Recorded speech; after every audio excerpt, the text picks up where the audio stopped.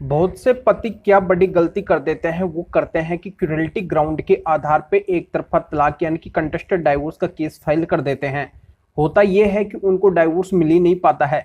आपको अच्छे से पता है कि एक तरफा तलाक लेने के अंदर बहुत बड़ी मुसीबतों का सामना करना पड़ता है, बहुत मुश्किल होता है, बहुत ज़्यादा पैसा और समय बर्बाद होता है। जब भी अगर एक तरफा तलाक मिल जाए तो मिल जाए या फिर ना भी मिले, यानी कि दोनों ही बातें हैं जो इसके अंदर होती है, इसकी कोई भी गारंटी नहीं होती है। तो यहाँ पे पति के लिए दो बेस्ट ग्राउंड कौन से हैं जिससे यहाँ पे डाइवोर्स का केस फाइल करना है, और दूसरा यहाँ पे पति को केवल दो शपथ पत्र देने हैं, यानी कि हस्बैंड यानी कि पति अगर ये दो शपथ पत्र देते हैं तो यहाँ पे उनका तुरंत डाइवोर्स हो जाएगा और पत्नी को कोई भी मेंटेनेंस या फिर एलिमनी देने की जरूरत ही नहीं पड़ेगी। ये दो बेस्ट ग्राउंड कौन से हैं या कौन से शपथ पत्र इसमें लगाने होंगे, ये पूरी जानकारी मैं इस वीडियो के अंदर बताऊंगा। वीडियो बहुत ही महत्वपूर्ण है, कहीं से भी वीडियो को स्किप नहीं करना है, नहीं तो कोई भी जानकारी समझ में नहीं आएगी। ये आपके फायदे का वीडियो है, इसलिए आपको वीडियो को अंत तक देखना है। और ये आपका अपना चैनल है, इसको अगर आप अभी तक सब्सक्राइब नहीं करे हैं तो सब्सक्राइब करके बेल आइकन को इससे दबा दीजिए। तो चलिए शुरू करते हैं। तो वेलकम दोस्तों, मैं हूं आपका अपना एडवोकेट जितेंद्र। तो दोस्तों, ये आपको भली बात ही पता है, जब पति पत्नी का डिस्प्यूट होता है तो बहुत से मामलों के अंदर ये देखने को मिलता है कि जब पत्नी अलग रहती है तो पति के साथ में भी नहीं रहना चाहती है और पति को डाइवोर्स भी नहीं देना चाहती है। तो यहाँ पे फिर पति की लाइफ एक फंस जाती है, यानी कि पति करे तो क्या करे, इधर कुआं उधर खाई, कोई भी रास्ता है जो पति को दिखाई नहीं देता है।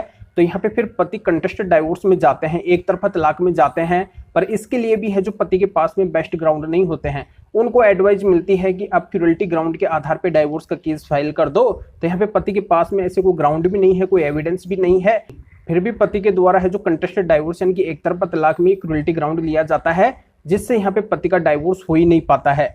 देखो यहाँ पे अगर इस ग्राउंड के आधार पे आप डाइवोर्स का केस फाइल कर रहे हैं क्यूरलिटी ग्राउंड के आधार पे, तो इसके लिए है जो आपके पास में मजबूत से मजबूत है जो एविडेंस होना बहुत ही जरूरी है, तब जाके ये डाइवोर्स होगा। और इसके साथ में आपके एडवोकेट भी है जो अच्छे होने चाहिए, यानी कि उनके पास में इस फील्ड के अंदर है जो एक्सपीरियंस होना बहुत ही जरूरी है, तब जाके आपका क्यूरलिटी ग्राउंड के आधार पे डाइवोर्स होगा।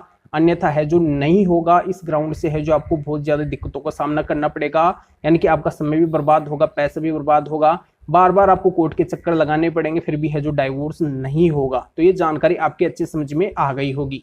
देखो आपको क्या करना है, आपको ये करना है कि अगर पत्नी एडल्ट्री के अंदर है, एडल्ट्री में है, एडल्ट्री का मतलब है कि उसका किसी अन्य के साथ में फिजिकल रिलेशन है, और इससे संबंधित अगर आप उसके सबूत बना लेते हैं, चाहे यहाँ पे सबूत कैसे भी हो, इलेक्ट्रॉनिक हो या फिर ऐसे कोई सबूत हो, तो आपको मतलब कैसे भी करके उसके सबूत बनाने हैं। और दूसरा, अगर पत्नी विदाउट रीजन के यानी कि बिना किसी कारण के अगर आपसे अलग रह रही है और उसको 2 या 2 साल से अधिक का समय हो गया है, तो इसके भी अगर आपके पास में सबूत हैं, सबूत चाहे किसी भी लेवल के हो, यहाँ पे चाहे इलेक्ट्रॉनिक हो या फिर किसी भी लेवल के हो, तो आपके पास में बस सबूत होने चाहिए। फिर आपको क्या करना है कि इन दो ग्राउंड के आधार पे डाइवोर्स का केस फाइल करना है।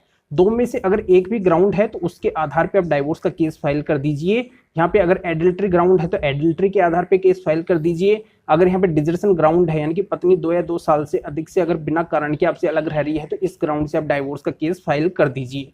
अब आपके पास में जो सबूत हैं, यहाँ पे अगर इलेक्ट्रॉनिक सबूत हैं आपके पास में, जैसे व्हाट्सएप चैट है, कोई मैसेज है, कोई ईमेल है, ऑडियो रिकॉर्डिंग है, वीडियो रिकॉर्डिंग है, तो उसके लिए आपको क्या करना है, 65B का एक एफिडेविट लगाना है उस केस के अंदर। और अगर आपके पास में साधारण एविडेंस है, साधारण सबूत है, तो उसके लिए आपको एक सिंपल यानी कि साधारण ही है जो एफिडेविट लगाना है। इसके लिए है जो आपको 65B की है जो आवश्यकता नहीं पड़ती है।